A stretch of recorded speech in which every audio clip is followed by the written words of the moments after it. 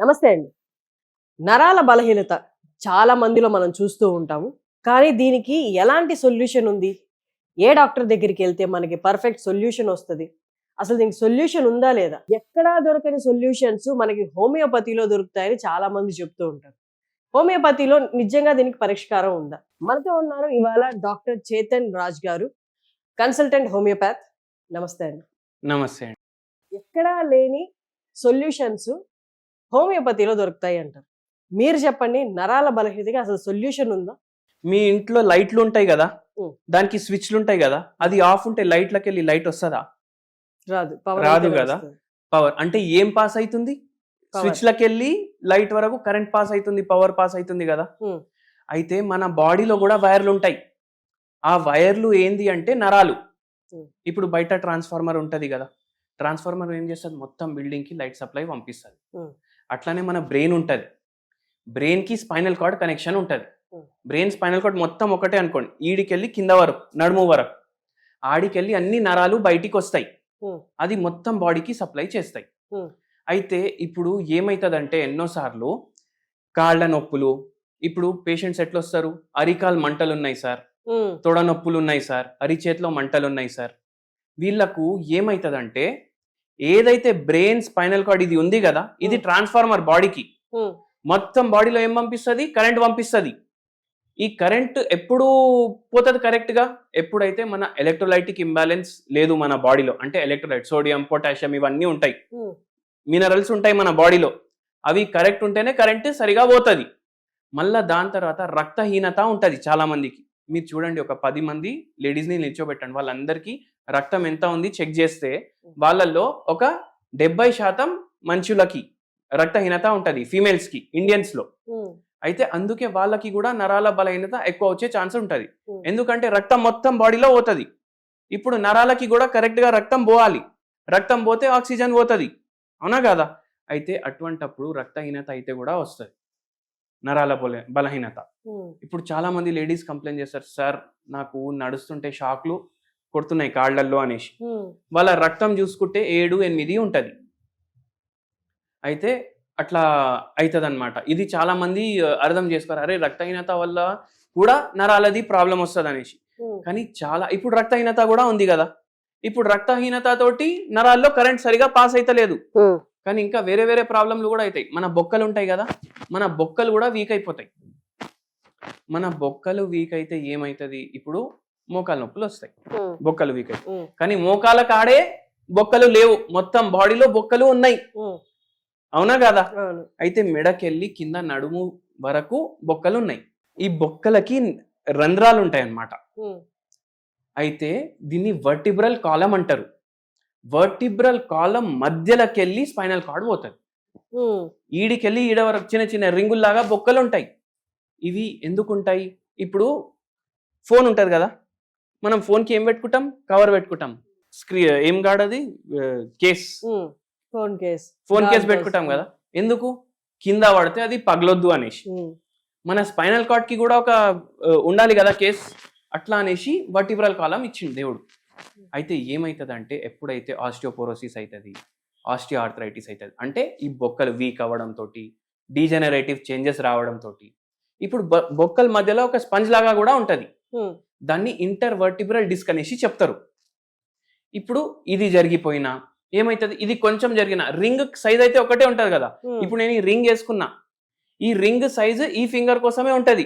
వేరే ఫింగర్లకి వెళ్ళి పెడితే అది కింద అయినా పడుతుంది, లేకపోతే లోపటికే పోదు. అయితే ఆ ఏదైతే రింగ్ ఉంటది, ఆ స్పంజ్ జరిగిపోయింది అనుకోండి, లేదంటే బొక్కనే జరిగింది అనుకోండి, ఏమైతుంది? ఏదైతే ఫింగర్ ఉంది దాని మీద ప్రెషర్ పడుతుంది కదా, అట్లనే స్పైనల్ కార్డ్ మీద కూడా ప్రెషర్ పడుతుంది. ఇప్పుడు పైప్ ఉంది, పైప్లకి వెళ్ళి నీళ్ళు వస్తున్నాయి, ప్రెషర్ తోటి వస్తున్నాయి. మనం దాన్ని మొత్తం ప్రెస్ చేస్తే ఏమవుతుంది? ప్రెషర్ తగ్గుతుంది దాంట్లో. అంటే ఇప్పుడు ఆ స్పైనల్ కార్డ్ మీద కూడా ప్రెషర్ పడుతుంది. కరెంట్ పాస్ అవుతుందా? సరిగా కాదు. అప్పుడు ఏమవుతుంది? షార్ట్లు కొట్టినట్టు అవుతుంది, తిమ్మిర్లు వచ్చినట్టు అవుతుంది. ఇప్పుడు ఛార్జర్ ఉంటుంది ఫోన్ది ఛార్జర్, మనం ఛార్జింగ్ దాంట్లో పెట్టి దాంట్లో 4 వాట్ 5 వాట్ ఉంటే పవర్, ఒక్కొక్కసారి పిన్ మనం ఇన్సర్ట్ చేసేటప్పుడు మనకు సడన్ గా ఏదో చుమ్ అయినట్టు అవుతుంది. ఎందుకు? దాంట్లోకి వెళ్ళి కరెంట్ మన ఫింగర్ కి తగులుతుంది.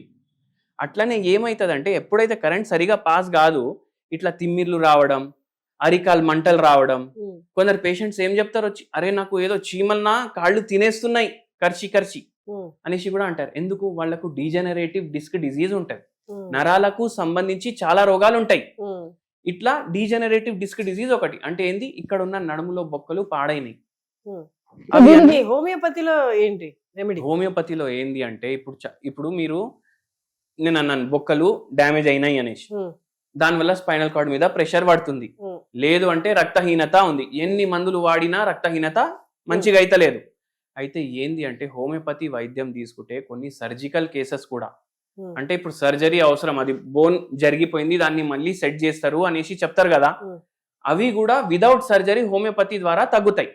ఇప్పుడు స్లిప్ డిస్క్ కూడా హోమియోపతి ద్వారా తగ్గుతుందా? అవును, స్లిప్ డిస్క్ కూడా తగ్గింది, ఎంతో మందికి తగ్గింది. ఎలా అంటే ఇప్పుడు స్పైనల్ కార్డ్ లో నుంచి డిస్క్ బయటకు వచ్చింది, హోమియోపతి చిన్న చిన్న టాబ్లెట్స్ నోట్లో వేసుకుంటాము, ఈ బయటకు వచ్చింది మళ్ళీ లోపలికి ఎలా వెళ్ళిపోద్ది విత్ టాబ్లెట్స్? ఎట్లా వెళ్ళిపోతుంది అంటే, ఇప్పుడు మీరు ఈడికెళ్ళి హైటెక్ సిటీకి పోవాలనుకోండి, ఎంతసేపు అవుతుంది? 40 minutes అవుతుంది. ఇప్పుడు మీ మనసు, మీ మైండ్ అంటే వేరే, మన బాడీ అంటే వేరే కదా. మైండ్ అడిగి పోవాలంటే క్షణం కూడా పట్టదు, హాఫ్ సెకండ్ కూడా పట్టదు. అయితే ఏంది అంటే హోమియోపతి మందులు మైండ్ పైన కూడా పనిచేస్తాయి, బాడీ పైన కూడా పనిచేస్తాయి. ఇప్పుడు నా నరాలు కరెక్ట్ గా పనిచేస్తున్నాయి, నా మైండ్ అనుకుంటుంది ఇట్లా చేయి లేపాలి, ఈ ఫింగర్ ఓపెన్ క్లోజ్ చేయాలి అనేసి, అయితే నేను చేస్తున్నా. అయితే మైండ్ కి ఎప్పుడైతే థాట్ వస్తుంది మన బాడీలో ఉన్న ప్రాబ్లం సెట్ అయిపోవాలి అనేసి, అప్పుడు ఆటోమేటికలీ సెట్ అయిపోతుంది. హోమియోపతి మందులు డైరెక్ట్లీ నరాల పైననే పనిచేస్తాయి, మైండ్ పైన నరాల పైన. ఇప్పుడు మనిషికి స్ట్రెస్ ఉంది అనుకోండి, స్ట్రెస్ ఉంటేనే చాలా వరకు క్రానిక్ డిసీజెస్ వస్తాయి. ఇప్పుడు కొందరు పేషెంట్స్ ఏమన్నారు, ఇప్పుడు నేను డీజనరేటివ్ డిస్క్ డిజీజ్ అన్నాను మీకు, ఒక పేషెంట్ కి డీజనరేటివ్ డిస్క్ డిజీజ్ ఉండే, ఎప్పుడు స్టార్ట్ అయింది? వాళ్ళ ఆయన చనిపోయినరు, దాని తర్వాత ఈ పేషెంట్ కి స్టార్ట్ అయింది. అయితే స్లిప్ డిస్క్ లాంటి ప్రాబ్లమ్స్ ఉంటాయి. ఇప్పుడు హోమియోపతి మందులు వేయడం వల్ల నరాల పైన అవి పనిచేయడం వల్ల ఆటోమేటికలీ బాడీలోనే అడ్జస్ట్ అయ్యి అది మళ్ళా స్లిప్ డిస్క్ తగ్గిపోతుంది. ఎందుకంటే mind and body holistic treatment ఇస్తున్నాం మనం స్పేర్ పార్ట్ లాగా, అరే ఇక్కడ ఈ ప్రాబ్లం ఉంది దీనికి ఇట్లా సర్జరీ చేయాలి అని చెప్పట్లేదు. మనం మందులు ఇచ్చి mind and body both coordinate together because of the action of the medicine, and patient కి ఆటోమేటికలీ రివర్సల్ అవుతుంది. ఇట్లా స్లిప్ డిస్క్ లే కాదు, డీజనరేటివ్ డిస్క్ కూడా రివర్స్ అవుతాయా? Is that possible? అరే ఎందుకు అవ్వట్లేదు, మేము మా క్లినిక్ లోనే అవుతుంది. అది ఇది మిరాకిల్ అసలు, నేను ఇప్పుడు దాకా ఎప్పుడు వినలేదు. అంటే డిస్క్ బయటకు వచ్చింది మళ్ళీ లోపలికి ఎలా వెళ్ళిపోద్ది ఫిజికల్ గా? పేషెంట్స్ కి ఏం డౌట్స్ వస్తాయి అంటే, ఇట్లా ఇప్పుడు బొక్కలు కూడా జరిగిపోతాయి ఒక్కొక్కసారి, స్పాండియోలిథియాసిస్ అంటారు, అవి కూడా మంచిగా అయిపోతాయి. మీ దగ్గర ఇలా అయిన పేషెంట్స్ ఉన్నారా? ఇట్లా చాలా మందికి, నా దగ్గర కాదు ఏ హోమియోపతి డాక్టర్ దగ్గరైనా ఇటువంటి కేసులు ఉంటాయి. చూపించగలరా? ప్రూఫ్ చూపించగలరా మీరు? ఇప్పుడు పేషెంట్సే మనకు వచ్చి చెప్తారు కదా, ఇట్లా తగ్గింది అట్లా తగ్గింది, మళ్ళా మనకు ఎంఆర్ఐ చేస్తే దాంట్లో కూడా మనకు డిఫరెన్స్ తెలుస్తుంది. ఒక్కొక్కసారి వాళ్ళు వేరే ఫిజిషియన్స్ దగ్గర వెళ్ళి చూపిస్తే వాళ్ళే నమ్మలేకపోతారు, అరే ఎట్లా తగ్గింది అనేసి. ఈవెన్ నాకు కూడా షాకింగ్ ఉంది, మిరాకిల్ అయితే ఇది. ఒక పేషెంట్ అయితే మన దగ్గర ఖచ్చితంగా వారంలో సర్జరీ మీరు చేయించుకుంటే మంచిది అనేసి అన్నారు. ఆ పేషెంట్ మన దగ్గర బండిలో పడుకొని వచ్చిండ్రు. డీజనరేషన్ కూడా ఉంది, స్లిప్ డిస్క్ అయితే దానికైనా దాటిపోయిన స్టేజ్లు పడుకొని వచ్చిండ్రు. 2 కాళ్ళు సరిగా పనిచేస్తలేవు, కొంచెం నడిచినా నొప్పి భరించలేకపోతున్నారు. ఆ పేషెంట్ కి 15 రోజుల్లో 80% రిలీఫ్ అయిపోయింది. ఈ రోజు వరకు ఆ పేషెంట్ నడుచుకుంటున్నారు, పని చేసుకుంటున్నారు, అన్ని వాళ్ళు పని చేసుకుంటున్నారు. సో అట్లా ఉంటది హోమియోపతి. సో ఈ నరాల బలహీనతకి హోమ్ రెమెడీస్ ఉంటాయా? నరాల బలహీనత ఇప్పుడు మనం డిస్కస్ చేసినాము కదా, బొక్కలు వీక్ అయినా నరాల బలహీనత వస్తుంది, రక్తహీనత ఉంటే కూడా నరాల ప్రాబ్లం వస్తుంది. ఎలక్ట్రోలైటిక్ ఏదైతే ఎలక్ట్రోలైట్స్ ఉంటాయి మన బాడీలో డీహైడ్రేషన్ అయితే కూడా వస్తుంది. అయితే ఇవన్నిటికీ ఒక మంచి హోమ్ రెమెడీ చెప్తాను మీకు నేను. మిరియాలు ఉంటాయి కదా, ఒక 5 మిరియాలు 2 ఇలైచీలు దంచుకొని మీరు వాటర్ లో బాయిల్ చేసి తాగితే అది మనకు బెనిఫిషియల్ ఉంటది. ఎట్లా? రక్తహీనత ఉంది అనుకోండి, ఇప్పుడు రక్తహీనత ఎప్పుడు వస్తుంది? ఐరన్ డెఫిషియన్సీ ఉన్నా వస్తుంది, B12 డెఫిషియన్సీ ఉన్నా వస్తుంది, లేకపోతే మల్టిపల్ రీజన్స్ ఉంటాయి. అబ్జార్ప్షన్ కూడా సరిగా అయితలేదు. అయితే మనం ఏం వేసినాం దీంట్లో? మిరియాలు వేసినాం. మిరియాలు ఏం చేస్తాయంటే దీంట్లో పిప్రిన్ ఉంటది, ఇది మంచిగా అబ్జర్వ్ చేయడానికి హెల్ప్ చేస్తుంది. మనం ఏదైతే తిండి తింటాము కదా దాంట్లోకి వెళ్ళి అబ్జార్ప్షన్, న్యూట్రియంట్స్ అబ్జార్ప్షన్ కోసం హెల్ప్ చేస్తుంది. అట్లనే బాడీ మళ్ళీ హోమియోస్టాసిస్ కి వచ్చేటట్టు హెల్ప్ చేస్తుంది మనం. అయితే ఇవి రెండు మీరు వాటర్ లో బాయిల్ చేసి తీసుకోవడం వల్ల ఏమైతుందంటే మీకు సిమ్టమ్స్ లో కొంచెం రిలీఫ్ కనిపిస్తుంది. పూర్తిగా దీంతోటే తగ్గదు, రిలీఫ్ కనిపిస్తుంది. మనకు పూర్తిగా తగ్గాలి అంటే మనం హోమియోపతి వైద్యం వాడాలి.